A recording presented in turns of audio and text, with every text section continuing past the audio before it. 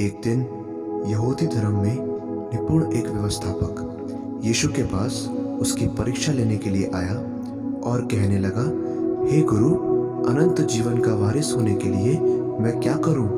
यीशु ने उत्तर दिया, परमेश्वर की व्यवस्था में क्या लिखा है? व्यवस्थापक ने उत्तर दिया, तू अपने परमेश्वर से अपने सारे हृदय, आत्मा, शक्ति और मन से प्रेम रखना और अपने पड़ोसी से अपने समान प्रेम करना। यीशु ने उत्तर दिया, तुम सही हो, यह करो तो तुम जीवित रहोगे।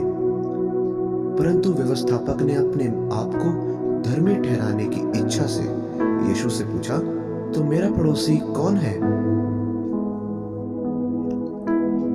यीशु ने उत्तर दिया, एक कहानी बताते हुए, एक यहूदी मनुष्य यरूशलेम से यरीहो को जा रहा था। जब वह यहूदी मनुष्य यात्रा कर रहा था तो डाकुओं के एक समूह ने उस पर हमला कर दिया। उन्होंने उसके पास जो कुछ भी था सब कुछ छीन लिया और उसे तब तक मारा जब तक कि वह लगभग मर न गया। फिर वह वहां से दूर चले गए।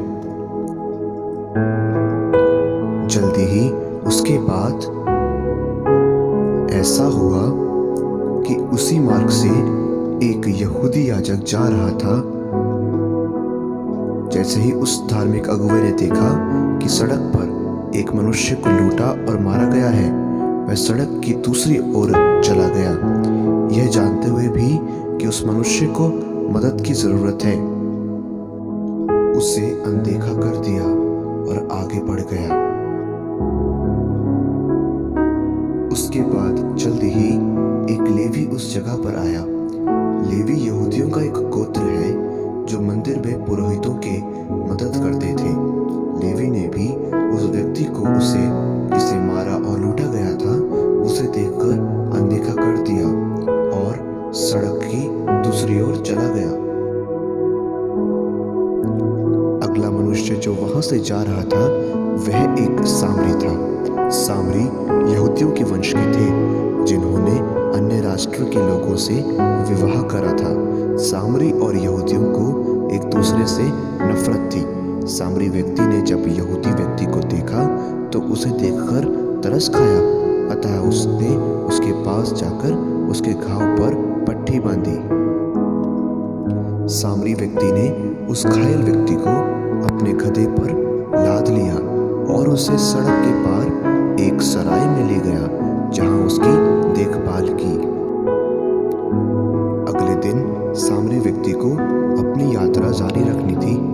सामरी व्यक्ति ने सराय के मालिक को कुछ पैसे दिए और कहा कि वह इस घायल व्यक्ति का ख्याल रखे और यदि देख रेख में इससे ज्यादा खर्चा हुआ तो वह वापस आते समय वह पैसे भी चुका देगा।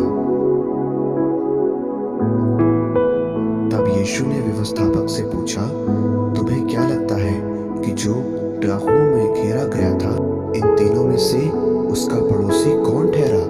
उसने उत्तर दिया, वही जिसने उस पर दया की।